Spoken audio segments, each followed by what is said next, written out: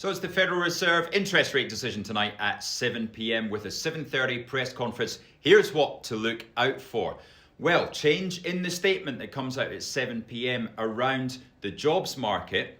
We could see that downside risks to the labour market have increased. That, of course, setting a dovish tone after a weak payroll figure in the last few months. On inflation, that's going to be described as somewhat elevated.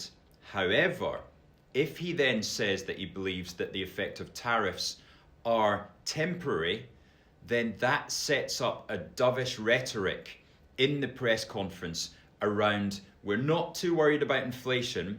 The concern is really the jobs market. The two targets of the Fed aren't balanced anymore. One outweighs the other, and that's higher unemployment rather than the somewhat elevated level of inflation. Other comments to watch for, well, it's around data dependence. What is this phrase going to be used? Is it going to be kept in? Or is Powell going to signal a start of an interest rate cutting cycle, i.e. 3 rate cuts by the end of the year or by January?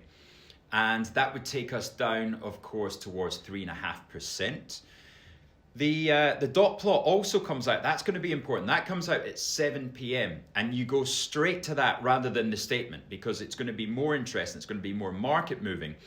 And the one that I'm going to look at first is the 2026 Fed fund rates figure. Now that's at the bottom of the page, right? Previously, it was 3.9% for 2025 and 3.6% for 2026.